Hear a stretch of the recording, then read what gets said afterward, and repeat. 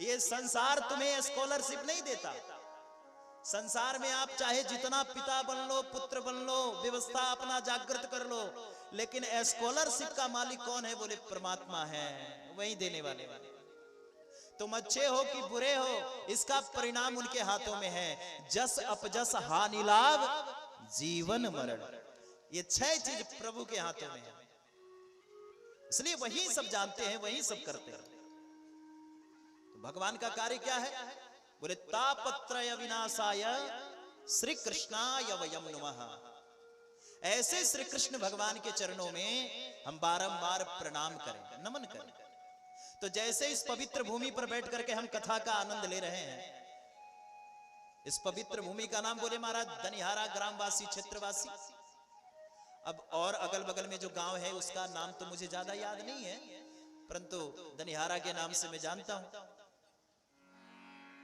तो जैसे इस पवित्र भूमि पर बैठ करके हम इस कथा का आनंद ले रहे हैं, ऐसे ही एक पवित्र भूमि है जिसका नाम है नैमिषारण्य। आप में से बहुत सारे लोग नैमिषारण्य गए भी होंगे। लखनऊ के पास में यह पड़ता है, सीतापुर में नैमिषारण्य क्षेत्र, जहां 88,000 ऋषि जन बैठे हैं। कितने ऋषि? बोले 88,000। 88,000 ऋषियों के मन में विचार आया कि महाराज हम दिन भर अपने अपने कार्य में लगे रहते हैं। कोई अपने खेतों में लगा रहता है, कोई दुकान में लगा रहता है, कोई संसार में लगा रहता है, लेकिन रात्रि में क्या करना चाहिए? तो महात्माओं ने विचार किया, सोचे कि चलो चल करके वैकुंठनाथ भगवान से पूछेंगे। 88,000 महात्मा जन निकल पड़े तीर्थराज प्रयाग से होकर के, और बोले भगवान वैकुंठनाथ के दरबार में गए। भगवान से कहा, प्रभु इस संसार में हम 1000 वर्ष तक रहना चाहते हैं। भगवान ने कहा ठीक है। भगवान ने अपना दिव्य सुदर्शन चक्र भेजा, आगे आगे दिव्य सुदर्शन चक्र, और पीछे पीछे 88,000 महात्मा निकल पड़े। और ये सुदर्शन आकर के गिरा कहां? बोले नैमिषारण्य की भूमि पर। नैमिषारण्य की भूमि पर ये दिव्य सुदर्शन चक्र गिरा। नैमिष का मतलब बोले चक्र की धार। चक्र की धार जो है वो नैमिष है, और उससे जो गड्ढा पड़ गया वो नैमिष। बोले सारण्य का मतलब जंगल।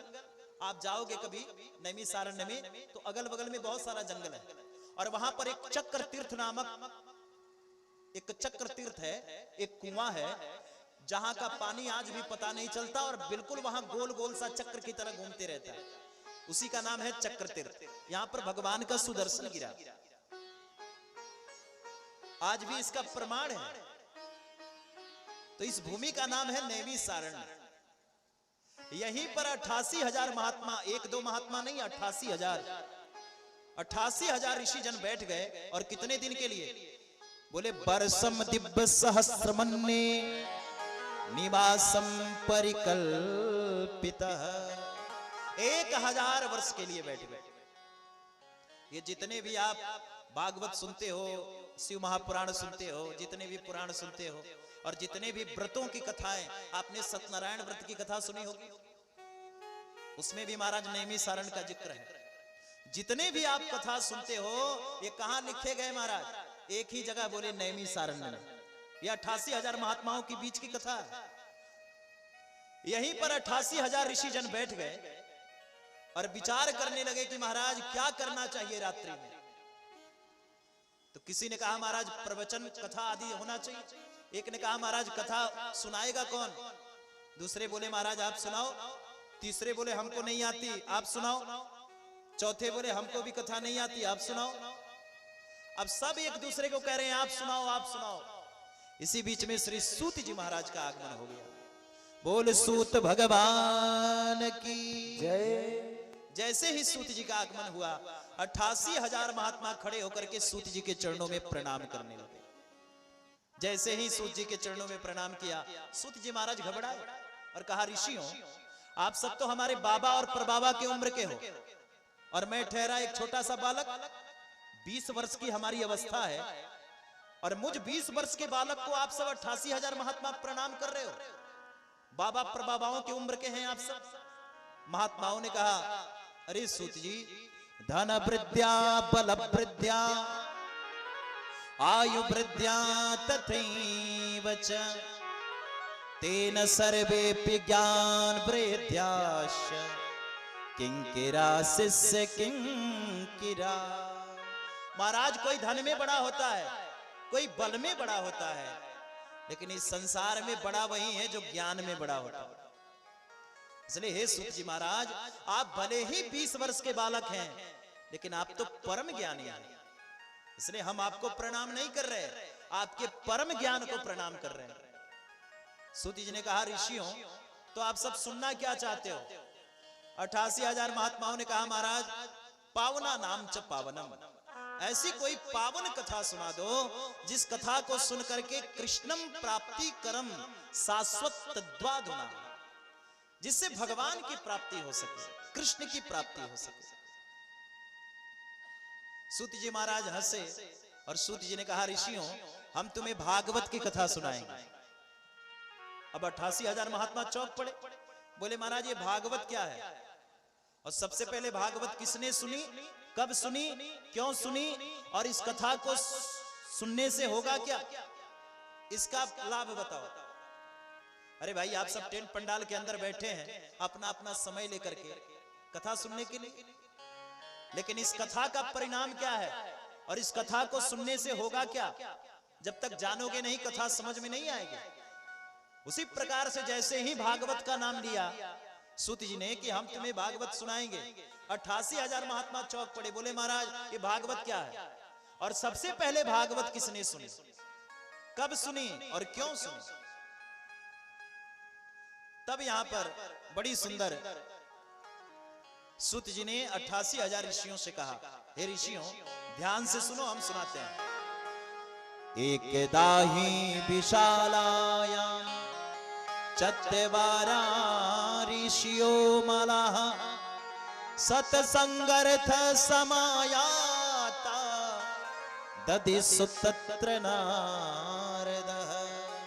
एकदा ही विशालायाम, एक बार विशालापुरी में, बद्री विशाल में सनत सनंदन सनातन सन्नत कुमार, ये ब्रह्मा जी के 4 पुत्र हैं, भ्रमण कर रहे थे, घूम रहे थे। तब तक ब्रह्मा जी के 4 पुत्रों ने नारद जी को देखा। कैसे देखा? बोले नारद जी का मुख लटका हुआ है, उदास है, बड़े उदास है नारद जी महाराज। तो चारों भैयाओं ने जाकर के पूछा, अरे भाई नारद क्यों उदास हो और उदासी का कारण क्या है?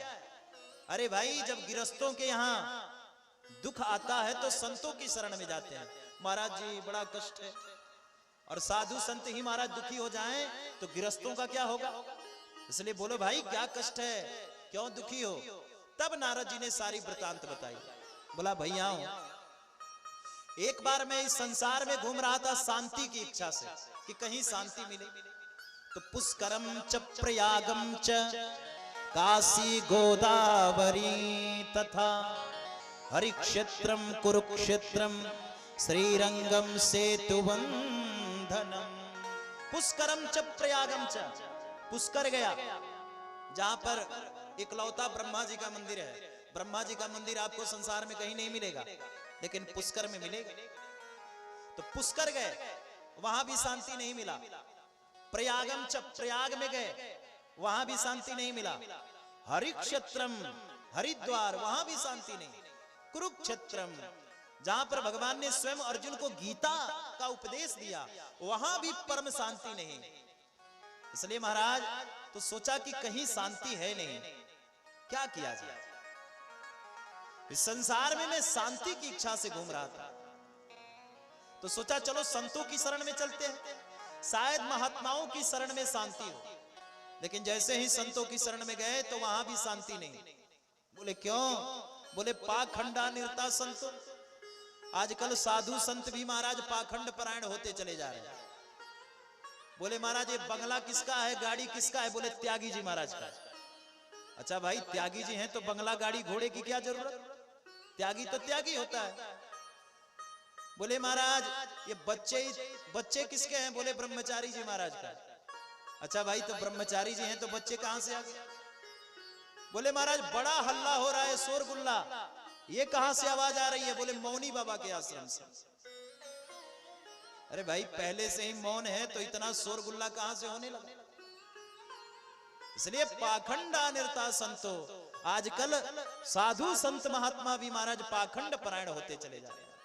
पहले महात्मा किसको बोला जाता था? बोले महाराज जिसका योग और तपस्या सिद्ध होता था उसको महात्मा कहा जाता था। आजकल महात्मा उसको कहा जाता है जितना वैभव संपन्न है। जितनी वैभव है, जितनी संपदा है, उतने ही दिव्य माना जाता है। अभी यहां पर कोई महाराज जी मोटरसाइकिल से आए तो महाराज जी के पीछे 4 लोग भी मिलेंगे, भले ही सिद्ध क्वालिटी के महात्मा हो, बड़े उच्च सिद्ध महात्मा हो, लेकिन एक महाराज जी भले भजनानंदी हो या ना हो, लेकिन महाराज अगर 4 गाड़ी पीछे उनकी लगी है तो लोग कहेंगे भैया बड़ा सिद्ध संत हैं, पूछो मत। ऐसे महात्मा के तो चरण छूने से ही महाराज त्रिलोक मिल जाता है। ऐसी व्यवस्था। पहले साधु महात्मा जितना दिव्य होते थे और जितने तपस्वी होते थे उनकी दिव्यता बढ़ती थी। आज जितने वैभव संपन्न हो रहे हैं उनकी प्रतिभा बढ़ रही है। इसलिए तपसी धनवंत दारिद्र गृही कली कौतुक तात न तात सही। कलयुग की व्यवस्था बहुत बिगड़ चुकी है। तो सोचा संतों की शरण में शांति नहीं है तो चलो गिरस्तों की शरण में शांति हो। अरे भाई गिरस्त तो सबको कमाता है, सबको खिलाता है, सबको देता है, इसलिए गिरस्तों के यहां तो शांति होगा ना। लेकिन जैसे ही नारद जी महाराज गिरस्तों के घर में गए तो क्या देखा? तरुणी प्रभुतागे है श्याल को बुद्धिदायक कन्या विकरणो लोभा दंपति नाम च कलकनम। तरुणी प्रभुतागे, बोले माता पिता की सेवा कब तक? जब तक माता पिता तिजोरी की चाबी बेटे को सौंप न दे तब तक। और जैसे ही माता पिता ने अपने तिजोरी की चाबी बेटा बहू के हाथ में रखा तो माता पिता की खटिया या तो किसी तीर्थ स्थान में और नहीं तो घर के एक भूसौली में डाल दिया जाता है। और माता पिता अगर जोर जबरदस्ती से घर में बैठे भी हों तो कोपी न गृहेत वार्तायाम, उस माता पिता से कोई परामर्श नहीं लिया जाता, कोई सलाह नहीं लिया जाता। अच्छा भाई तो सलाह किससे लिया जाता है? बोले ससुराल से साले साहब को बुलाया जाता है। ससुराल से साले साहब को बुलाया जाता है, पत्नी के भाई को। बोले साले साहब बड़ा बुद्धिमान है भाई, बड़ा बढ़िया सलाह देते हैं। अच्छा भाई सलाह लेने में कोई दिक्कत नहीं है, अगर कोई बुद्धिमान है तो सलाह लेना चाहिए। बोले ना ना, सलाह तो खूब ले रहे हैं, लेकिन सलाह लेने के बाद भी पति पत्नी में आए दिन महाभारत मच रहा है, तो ऐसे सलाह की क्या आवश्यकता? इसलिए तरुणी प्रभुतागे है श्याल को बुद्धिदायक। हमारे एक ब्रज में एक कहावत है, घर बिगाड़ो आरो और नहीं, दीवाल बिगाड़े आरो और घर बिगाड़े सारो। दीवाल में जितना दीवाल आप बनाओगे घर, जितना अलमारी डालोगे उतने महाराज घर बिगड़ जाएगा। और घर में अगर साले साहब की चलने लगे तो महाराज वो भी घर बिगड़ जाएगा। इसलिए तरुणी प्रभुतागे है श्याल को बुद्धिदायक कन्या विकरणो लोभात। आजकल गृहस्थों में कन्याओं का क्रय विक्रय होने लगा। इतना लेंगे तब देंगे। विचार करिए, कन्या विकरणो लोभात। पहले समधी किसको बनाया जाता था? पहले के जमाने में समधी, बोले महाराज जिसकी बुद्धि सम होती थी, विवेक सम होता था, जिसकी व्यवस्था सम होती थी उसको समधी बनाया जाता था। और आज समधी किसको बनाया जाता है? बोले जहां सौदा पट गई वहीं समधी बन गई। सौदा पटने की बारी है, क्रय विक्रय होने लगा हमारा। तरुणी प्रभुतागे है श्याल को बुद्धिदायक कन्या विकरणो लोभात दंपति नाम से कलकनम। चारों तरफ महाराज कलकनम, चारों तरफ कलह मचा हुआ। नारद जी ने सोचा ना ना भैया, ना संतों के यहां शांति है ना गृहस्थों के यहां शांति है, तो शांति मिलेगा कहां? बोले महाराज चलो प्रभु के प्राकट्य भूमि जहां वृंदावन है, उस वृंदावन की ओर चलते हैं। और जैसे ही वृंदावन में प्रवेश किया तो क्या देखा महाराज? एक नवयुवती, नवयौवन संपन्न है, खिन्न मना होकर के रो रही है। उसके अगल बगल में 10-20 स्त्रियां हैं, कोई उसकी आंसू पोंछ रही है, कोई महाराज पंखा जल रही है, कोई उसको पानी पिला रही है, और वो देवी जोर जोर से रो रही है।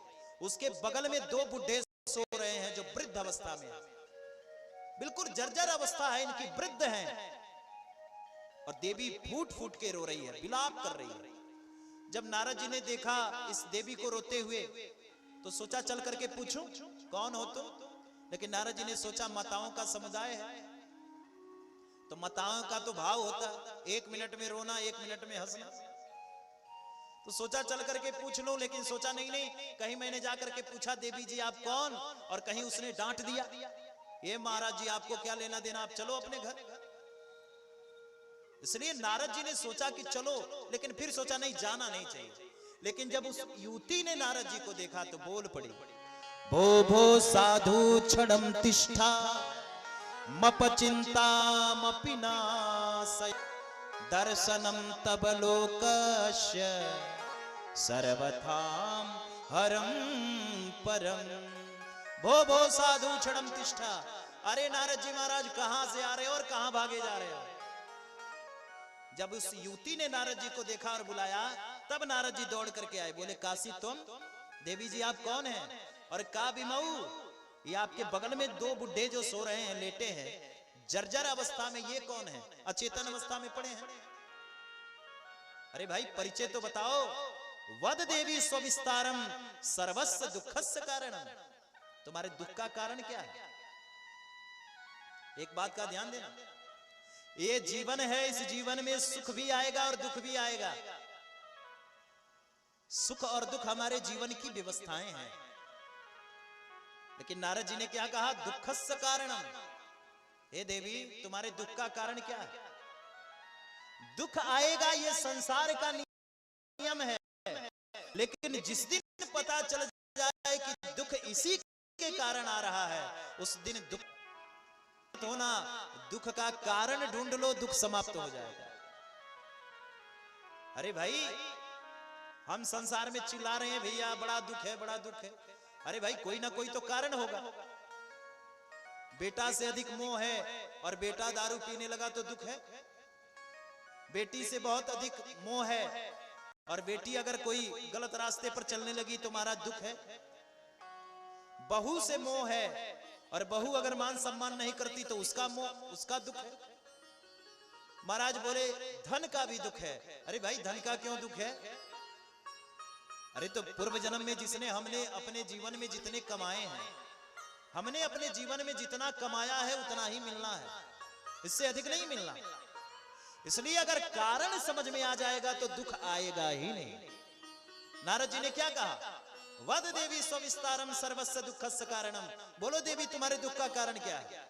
तब उस देवी ने नारद जी से कहा, अहम भक्ति रीति ख्याता इमौ में तन्मौ मतो ज्ञान वैराग्य नामानो काल योगे न जर्जरो।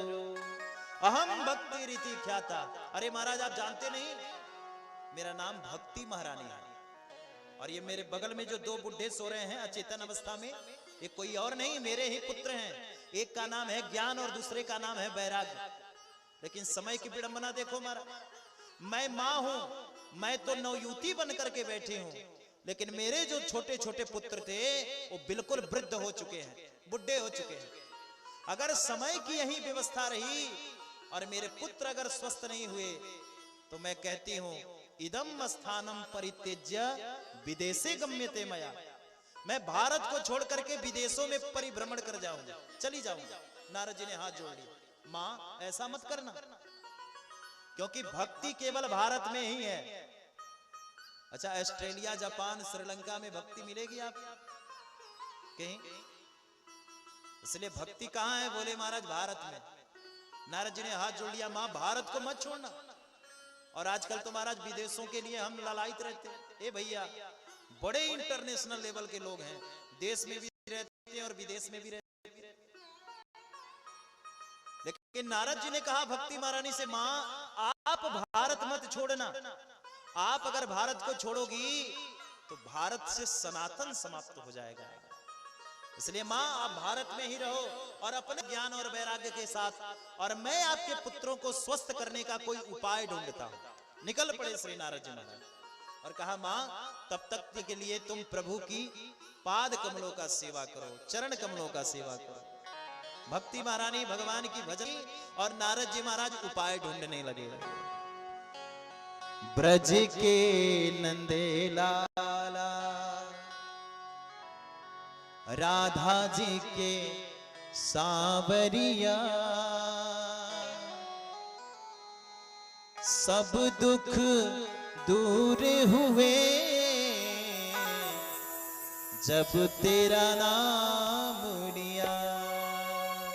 ब्रज के नंदे लाला राधा जी के सांवरिया, सब दुख दूर हुए जब तेरा नाम लिया।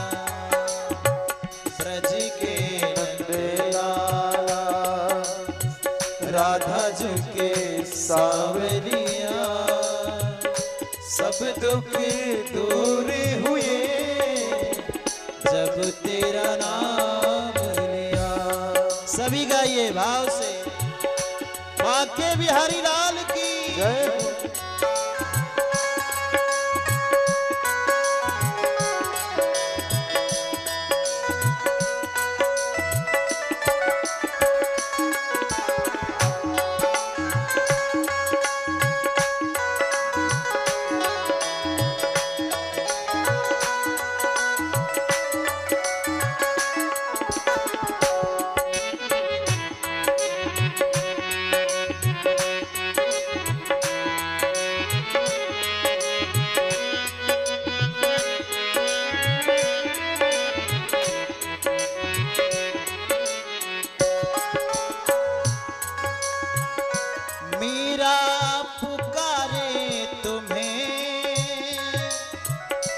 गिरधर गोपाला, मीरा पुकारे तुम्हें गिरधर गोपाला। बन गया अमृत में विष से भरा प्याला, बन गया अमृत में विष से भरा प्याला। कौन मिटाए उसे, कौन मिटाए उसे जिसे तूने राख लिया।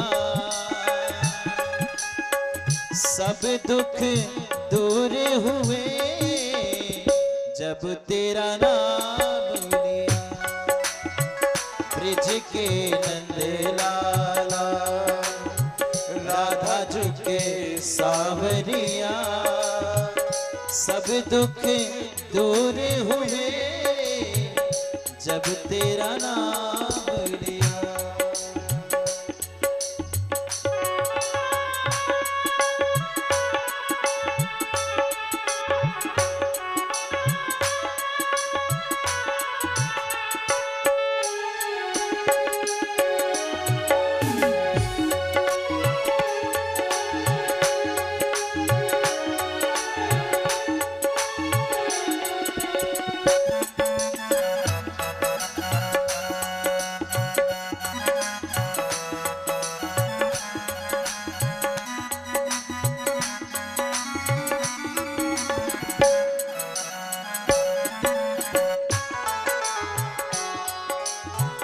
जब तेरे गोकुल में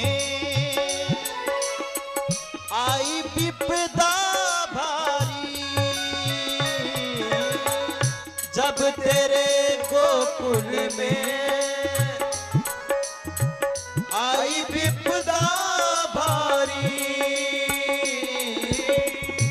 एक इशारे पर सारी विपदा टारी, एक इशारे पर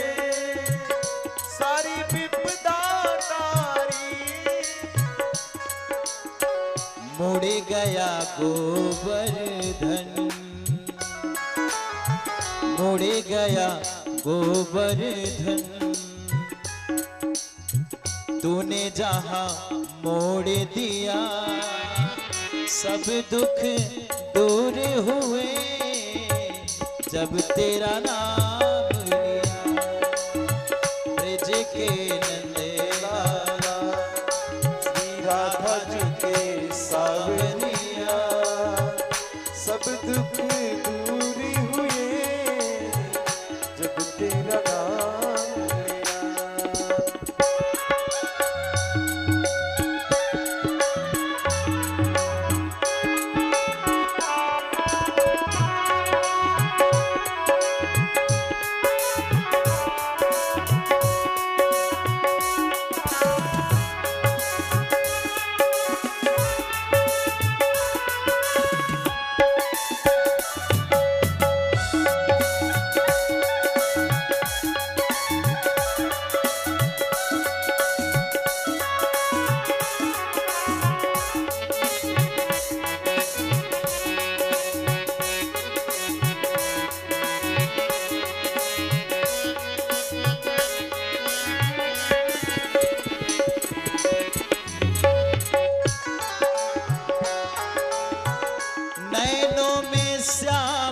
बसे मन में बनवारी, नैनों में श्याम बसे मन में बनवारी, नैनों में श्याम बसे मन में बनवारी, नैनों में श्याम बसे मन में बनवारी। सुध बिसराएगी मुरली की धुन प्यारी, सुध बिसराएगी मुरली की धुन प्यारी। मन के मधुबन में,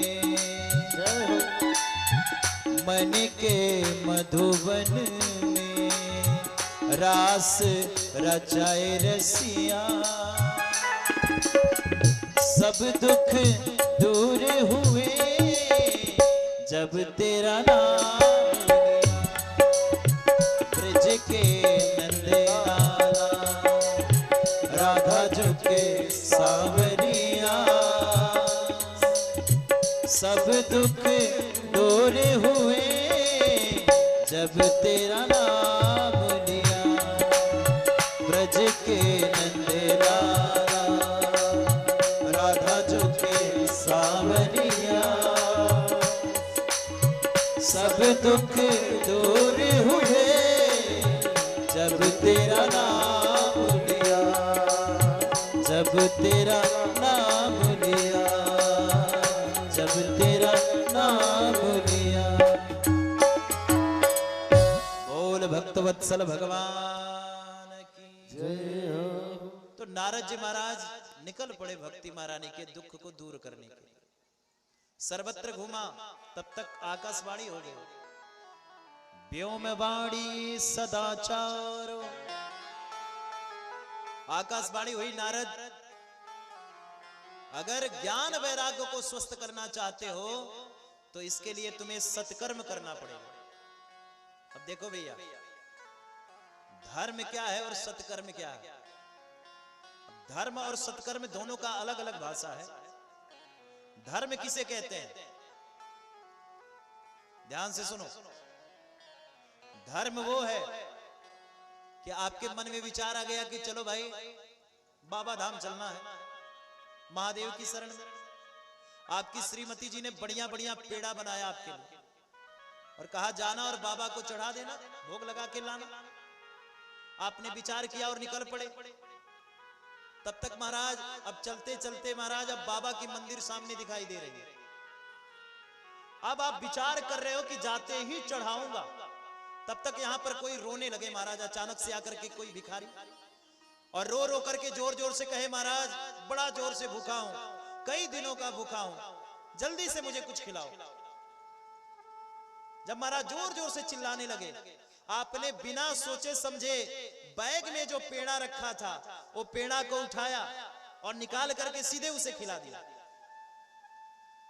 समझ लेना कि जैसे ही आपने उसे खिलाया, महादेव उसी समय प्रकट हो गए, महादेव उसी समय प्रसन्न हो गए। महादेव ये नहीं देखता कि आप आए कहां से हो और जा कहां रहे हो, महादेव तो आपका भाव देखता है। ये धर्म है। और सत्कर्म क्या है? ये दान पुण्य, ये पूजा पाठ, ये सत्कर्म, ये कथा भागवत, ये हमारे जीवन के सत्कर्म हैं और यही सत्कर्म हमारे साथ जाएगा। इत्र चमेली लॉक्स का साबुन चाहे लगा लो सेंट, जगत में कोई न परमानेंट। इस संसार में कोई परमानेंट नहीं है, सबको जाना है। इसलिए जितना समय मिला, जैसे मिला, इसको उपयोग करो। तो धर्म और सत्कर्म में अंतर है। नारद जी से महाराज किसने, तो आज नारद जी से आकाशवाणी ने कहा, नारद जी सत्कर्म करो। नारद जी ने सोचा सत्कर्म कैसे करूं? तो वही नारद जी महाराज एकदा ही विशालायाम चत्वारा ऋषियों मला, विशालापुरी में घूम रहे थे, दुखी थे, और सन्नत कुमारों ने पूछा, कहो भैया क्यों दुखी हो, दुख का कारण क्या है, ये तो बताओ। तब नारद जी ने कहा, भैया एक ही दुख है, भक्ति महारानी के दोनों पुत्रों को स्वस्थ करना है, ज्ञान और वैराग्य। तो बोले अगर भक्ति को स्वस्थ करना है और ज्ञान वैराग्य को स्वस्थ करना है तो इसके लिए काम करना पड़ेगा। श्रीमद् भागवतम शास्त्रम कलौकीरेण भासितम, श्रीमद् भागवत की कथा श्रवण कराओ, ज्ञान और वैराग्य दोनों स्वस्थ हो जाएंगे। बोले महाराज ये भागवत क्या है? अरे भागवत तो हमने भी सुनी अपने पिता ब्रह्मा जी से। तो भागवत तो वेदों का ही सार है, तो भागवत सुनने से होगा क्या? तब तक महाराज ब्रह्मा जी के मानस पुत्र मुस्कुराए, बोले नारद आम बहुत मीठा होता है, लेकिन कोई ये विचार करे कि आम बड़ा मीठा है, तो महाराज आम का पत्ता कितना मीठा होगा, आम का पौधा कितना मीठा होगा। अब आम छोड़ करके कोई पत्ता चबाने लगे, पौधा चबाने लगे, तो वो स्वाद आएगा? अरे भाई स्वाद अगर आम का लेना है तो आम ही खाना पड़ेगा, भले ही वो पेड़ में फरा है, वो फल है, लेकिन पेड़ में वो स्वाद नहीं मिलेगा जो स्वाद आम में है। उसी प्रकार से ये भागवत है, वेद वेदांत उपनिषद सार, सारे ग्रंथ इसके अंदर बने हैं। इसलिए वेद सुन लो, वेदांत सुन लो, और गीता भागवत मुहुर मुहुर बार बार सुन लो, लेकिन जब तक भागवत नहीं सुनोगे कल्याण होने वाला नहीं है।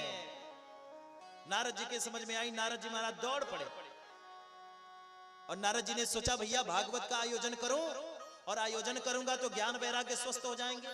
तो वार्तालाप कहां चल रही है? तो बद्री विशाल में। सोचा बद्री विशाल में तो कोई आएगा नहीं सुनने। अरे भाई आजकल तो सफर बहुत कम हो गया, बद्री विशाल में लोग जाने लगे, लेकिन उस समय की चर्चा है कि बद्री विशाल कोई जाता नहीं था, और जो लोग बद्री विशाल चले गए वो लौट के नहीं आते थे। तो बद्री विशाल कोई जा भी नहीं सकते थे, और जो चले गए वो लौट नहीं सकते थे। नारद जी ने सोचा अगर बद्री विशाल में कथा होगी तो कथा सुनने वाला कोई नहीं बचेगा। इसलिए महाराज ये कथा कहां होनी चाहिए? बोले गंगा जी के तट पे, हरिद्वार में। गंगा तट समीपे तू, जैसे ही पुनः आए गंगा तट पर बैठे, और गंगा तट पर बैठ करके ही महाराज कथा का आयोजन प्रारंभ हो गया। चारों तरफ से ऋषि महात्माओं ने सुना कि महाराज सन्नत कुमार कथा करने आ रहे हैं, तो महाराज भीड़ लग गई और सभी दौड़ने लगे।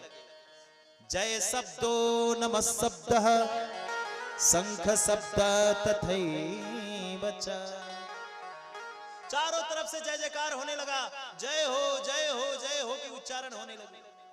सनत कुमार बैठ गए, कथा प्रारंभ हो गई। इसी बीच में महाराज भृगुर वशिष्ठ गौतम, बड़े बड़े भृगु महाराज गौतम ऋषि ऐसे ऐसे महात्मा कथा सुनने के लिए दौड़ पड़े। अच्छा, भृगु जी सबको पकड़ पकड़ के ला रहे हैं, ए भैया चलो चलो कथा हो रही है, सबको पकड़ पकड़ के ला रहे हैं। अच्छा, भृगु जी को क्या पड़ी है कि सबको पकड़ पकड़ के ला रहे हैं? अरे भाई आप आ रहे हो कथा सुनो, लेकिन अब पड़ोसी को पकड़ के ला रहे हैं, भैया कथा हो रही है, चलो भागवत हो रही है। ऐसे ही भृगु जी पकड़ पकड़ के ला रहे हैं। बीमा कंपनी के एजेंटों को देखा होगा ना, जो बीमा करने वाले लोग होते हैं, आपके घर जाएंगे, बोलेंगे भैया 2 लाख का करा लो 4 लाख मिलेगा, 5 लाख का करा लो 10 लाख मिलेगा। ऐसा क्यों? वो आपके फायदे की बात करते हैं। अच्छा भैया, कोई ये प्रश्न करे, भैया हमारे फायदे की तो बात कर रहे हो, इसमें तुम्हारा क्या फायदा है? अरे 10 लाख 20 लाख मुझे मिलेगा, तुम्हें क्या मिलेगा? मिलता है कि नहीं मिलता है? उसी प्रकार से भृगु जी सबको पकड़ पकड़ के ला रहे हैं, समझा के ला रहे हैं। कुछ लोग आनाकानी कर रहे थे, अरे छोड़ो क्या कथा सुनना, उनको भी समझा के ला रहे हैं, भैया चलो चलो कथा हो रही है।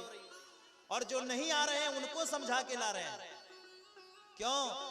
भृगु जी ने सोचा कि हम अपना कल्याण तो कर ही रहे हैं, और कहीं ये कथा भागवत सुन लेंगे तो इनके भी 2-2% पुण्य हमको मिल गया तो हमारा चकाचक हो जाएगा।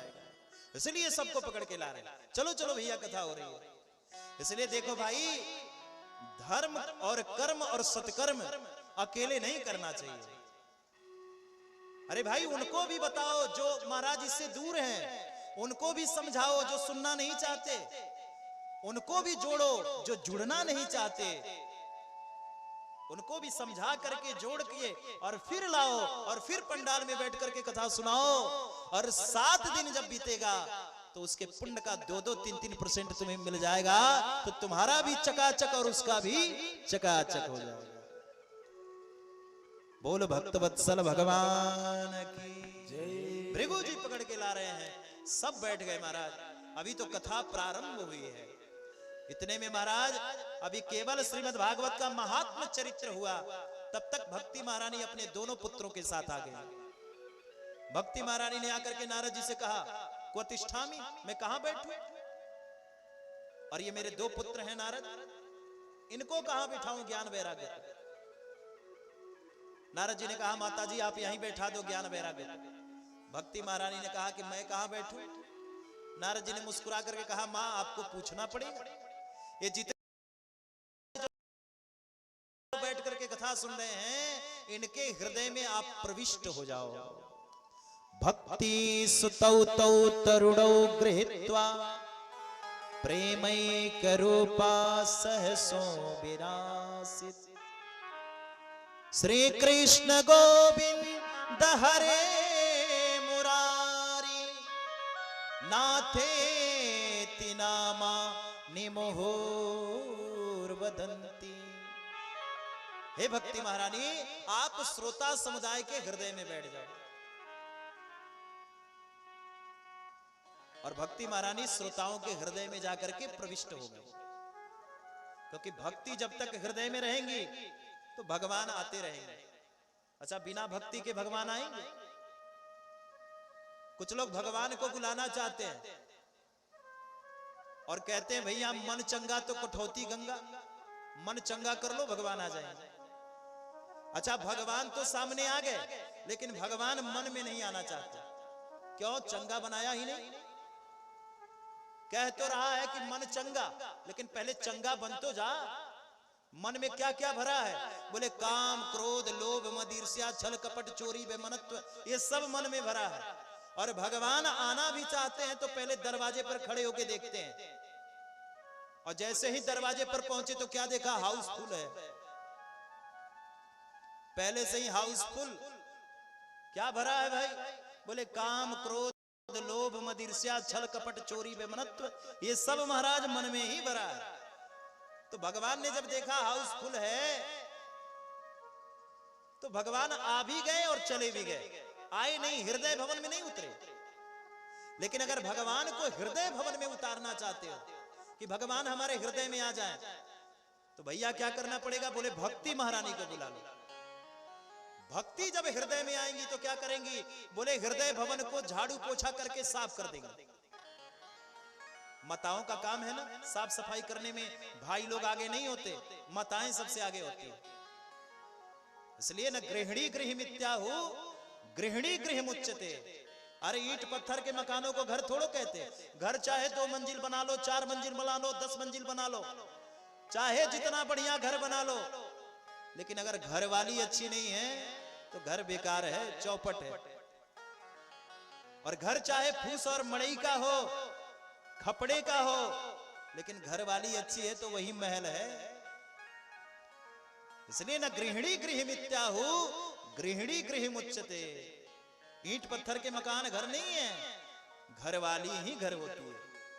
इसलिए जब हृदय भवन में भक्ति महारानी आएंगी तो क्या करेंगी? हृदय भवन को झाड़ू पोछा करके साफ सफाई कर देंगी। काम क्रोध लोभ मद ईर्ष्या छल कपट चोरी बेमनत्व सब दूर हो गया। और जैसे ही दूर होगा तो अपने प्रीतमा भक्ति को देख करके भगवान ज्यादा दूर नहीं रहते। जहां जहां भक्ति वहां वहां भगवान। इसलिए केवल एक भक्ति आ गई तो भगवान ढूंढते ढूंढते चले आते हैं, भगवान रह नहीं पाते। ये भगवान की उदारता है, जहां भक्ति वहीं भगवान। प्रवेशिते हृदय तेसाम भक्ति सूत्रोपनद्य। भक्ति का सूत्र है। तो महाराज सबके हृदय में बैठने के लिए कहा भक्ति महारानी से। भक्ति महारानी श्रोताओं के हृदय में बैठ गई और भागवत प्रारंभ हुआ। इतने में महाराज ज्ञान और वैराग्य जो थे वो स्वस्थ हो गए। अभी तो भागवत हुआ भी नहीं, अभी तो महाराज भागवत की चटनी और चूरन चटाई है, अभी तो कथा होनी सब बाकी है। चटनी और चूरन चाट करके ज्ञान वैराग्य स्वस्थ हो गए। विचार करना भागवत में क्या चमत्कार है। इसलिए भागवत में एक अद्भुत चमत्कार है। बोल भक्त वत्सल भगवान की जय, भागवत भगवान की जय। हर हर महादेव शंभो। अभी हम सभी लोगों ने श्रीमद् भागवत कथा के आधारित ये प्रसंग श्रवण किया कि भक्ति महारानी ने दोनों पुत्र ज्ञान और वैराग्य को नारद जी ने कथा सुना करके तृप्त कर दिया, शुद्ध कर दिया। भक्ति महारानी के दोनों पुत्र स्वस्थ हो गए, ज्ञान और वैराग्य। अब यहां पर नारद जी ब्रह्मा जी के मानस पुत्रों के सानिध्य में हैं। सनत सनातन सन्नत कुमार ये ब्रह्मा जी के मानस पुत्र हैं। नारद जी ने कहा महाराज हम आपसे कुछ प्रश्न करना चाहते हैं, ध्यान से 10-20 मिनट कथा सुने। बोले महाराज हम आपसे प्रश्न करना चाहते हैं, इस संसार में जो भक्तिमय व्यक्ति है, जो धर्म करता है, सत्कर्म करता है, पूजा करता है, पाठ करता है, ऐसे व्यक्तियों का तो तरण तारण हो जाएगा कथा सुनने से। जो सात्विक व्यक्ति है, धर्म करने वाला, सत्कर्म करने वाला, पूजा पाठ करने वाला, ऐसे व्यक्ति का तो भागवत सुनने से महाराज कल्याण हो जाएगा।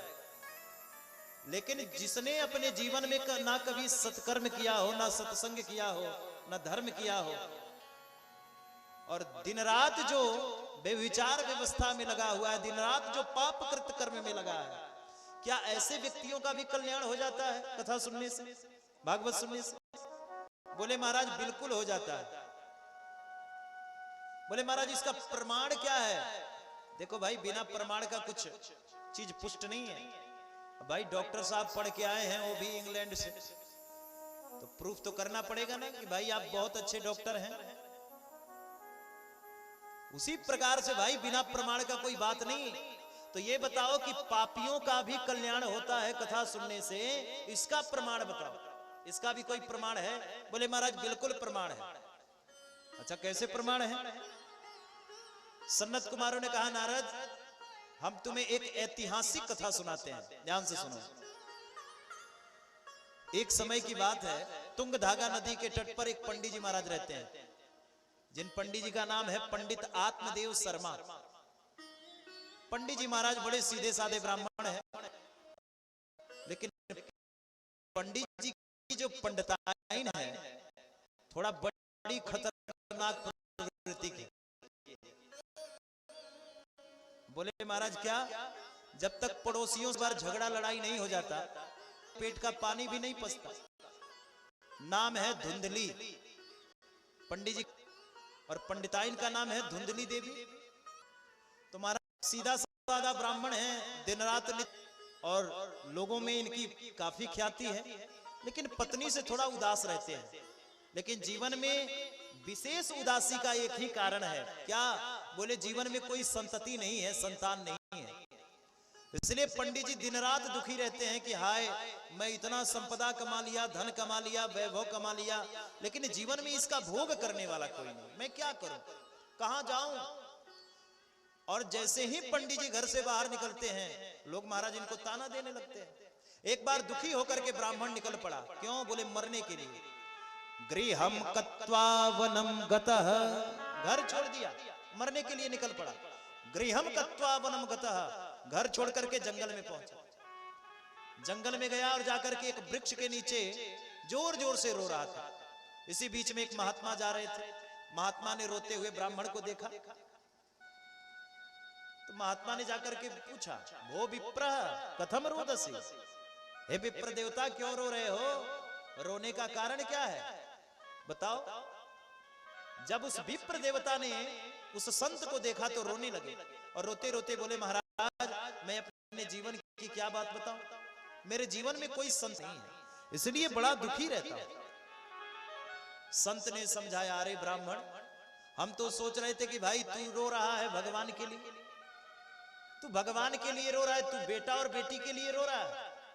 अरे भाई ब्राह्मण देवता, संसार में हम सुख उसी में ढूंढते हैं जिसमें सुख है नहीं, इसलिए हमारा सुख कहां है? बोले महाराज उसी में सुख ढूंढते हैं जिसमें सुख नहीं है। सोच रहे थे महाराज बेटा हो जाएगा तो सुखी हो जाएगा, हो गया तो हम सुखी हो गए। विचार करने लगे महाराज घर हो जाएगा तो हम सुखी हो गए। विचार करिए, घर हो जाने से सुखी हो गए। अरे भाई घर हो गया तो यहां सोचने लगे भैया यहां तो हो गया, एक हाजीपुर में हो जाए तो कितना बढ़िया रहेगा, वहां बन गया, चलो भगवान की कृपा। बोले महाराज हाजीपुर तो ठीक है, लेकिन पटना जो है सिटी है, बढ़िया है, बिहार की राजधानी है, वहां बन जाएगी तो सुखी हो जाएंगे। चलो भैया पटना में भी भगवान की कृपा से बन गई। अब सोचने लगे भारत की राजधानी दिल्ली है, एक यहां भी हो जाए, वहां भी बन गया। सोचने लगे महाराज अब इंटरनेशनल शहर है मुंबई, एक यहां भी हो गया। दिन रात हम सोचते ही रह गए, होता गया होता गया। अब सोचने लगे महाराज घर तो हो गया, एक गाड़ी हो जाएगा तो सुखी हो जाएंगे। अब भैया गाड़ी भी हो गई, फिर सोचने लगे एक फैक्ट्री हो जाएगा तो सुखी हो जाएंगे। सब कुछ होता रह गया, लेकिन सुखी कभी हुए? कभी नहीं हुए। हम सुख उसी में ढूंढते हैं जिसमें सुख है ही नहीं, ना घर से सुखी ना परिवार से सुखी। हम जिसमें सुख ढूंढने लगे वही चीज हमसे दूर होता चला गया। इसलिए ब्राह्मण बेटा से सुख होगा इसकी कोई गारंटी नहीं। इसलिए जीवन में कोई तन दुखी, कोई मन दुखी, कोई धन बिन रहते उदास, और थोड़े थोड़े सब दुखी, सुखी राम के दास। इसलिए कोई तन दुखी, कोई मन दुखी, कोई धन बिन रहत उदास, थोड़े थोड़े सब दुखी, परंतु सुखी राम के दास। जो भगवान पर निर्भर है उसको कभी ना सुख है ना कभी दुख है। इसलिए ब्राह्मण बेटा से सुख होगा इसकी गारंटी नहीं है, तू तो प्रभु का भजन कर कल्याण हो जाएगा। ब्राह्मण देवता ने कहा महाराज आप तो साधु महात्मा हो, आपको क्या बेटा बेटी का लेना देना। इसलिए बेटा से कितना सुख है मैं आपको बताऊं। जब घर में बेटा होता है और महाराज आकर के बालक जब गोद में बैठता है, पिता कहता है, किलकारियां लेता है, कितना आनंद आता है हमारा। इसलिए एक बेटा हो जाए। ब्राह्मण ने कहा तो ठीक है मैं देखता हूं तेरे भाग्य में है कि नहीं। लेकिन जैसे ही संत ने ध्यान लगाया, संत ध्यान लगाते ही घबरा गए। सप्त जन्मावधीतैव पुत्रो नैव च नैव च। अरे ब्राह्मण देवता, एक जन्म की तो छोड़, तेरे 7 जन्म में भी कोई बेटा नहीं है। अब तो दुखी होकर के माथा पटकने लगा। महाराज, आपकी कृपा हो जाए तो पुत्र हो जाएगा, नहीं तो मैं माथा पटक के मर जाऊंगा। संत को दया आ गई। संत ने झोली से फल निकाला और फल निकाल करके दे दिया। कहा अपने पत्नी को खिला देना, कालांतर में बेटा ही होगा। अब महाराज, पंडित जी फल लेकर के निकले घर, और पंडिताइन घर के चौके में कुछ काम कर रही थी। पंडित जी ने आवाज लगाया, सुनती हो? धुंधली देवी दौड़ करके आई। क्या हुआ जी? देखो देखो, एक फल लाया हूं। बोली चिल्ला तो ऐसे रहे जैसे 9 लखा हार लेके आए हो। अरे तो ये फल क्या मैं पहली बार देख रही हूं? मैंने अपने मैके के कहो क्या है? बोले देवी ऐसा वैसा पाओगी तो बेटा होगा। ओहो महाराज, ऐसी बात है? तब तो रखो, मैं स्नान ध्यान और फिर जाकर के फल को खाऊंगी। ठीक है। पंडित जी सीधा साधा ब्राह्मण फल को रखे और निकल पड़े। जाकर के सबसे हमारे घर में भी एक अद्भुत फल आया है संत की कृपा से, और मेरी पत्नी को भी बेटा होगा बहुत समय से। हमारा सीधा साधा ब्राह्मण है, सबसे बताए जा रहे हैं। इधर धुंधली ने स्नान किया और फल लेकर के बैठ गई। विचार करने लगी, खाऊं कि ना खाऊं कि ना खाऊं। इतने में पड़ोसन आ गई। अरे धुंधली बहन, क्या बात है? धुंधली देवी ने कहा, अरे बहन, तुम नहीं जानती, हमारे पंडित जी जंगल में गए थे, एक महात्मा ने फल दिया और कहा है खाने से बेटा होगा। पड़ोसन ने कहा, अरे बहन, महात्मा का वचन कभी असत्य नहीं होता, इसलिए तू खा ले, बिल्कुल बेटा होगा। पड़ोसन ने जब कहा तो धुंधली देवी ने कहा, बहन तू बिल्कुल सत्य कह रही है, लेकिन कहीं मैंने फल खा लिया तो मेरे पेट में बच्चा आ जाए, और बच्चा घर अगर पेट में आ जाएगा तो घर का काम काज कैसे करूंगी? बोले, अरे बहन, तुम्हें चिंता करने की जरूरत नहीं। जैसे ही 2-4 महीने बचेंगे अपने ननद को बुला लेना, ननद घर का सारा कार्य करेगी, और जब बुआ बन जाएगी तो थोड़ा सा बधाई दे करके भेज दे। अरे बहन, तू नहीं जानती, मेरी ननद तो महा चुट्टी है। 3-4 महीने अगर घर में रह जाएगी तो साफ कर देगी पूरे घर को, इसलिए मैं नहीं ननद को बुलाने वाली। पड़ोसन ने कहा, बहना, तुम्हें चिंता करने की जरूरत नहीं, तू सब मंगलमय होगा। धुंधली बोली, अरे बहन, कहीं मैंने फल खा लिया, मेरे पेट में बच्चा आ गया और मैं गर्भिणी हो जाऊं, और कहीं मेरे घर में आग लग गया तो कैसे भागूंगी?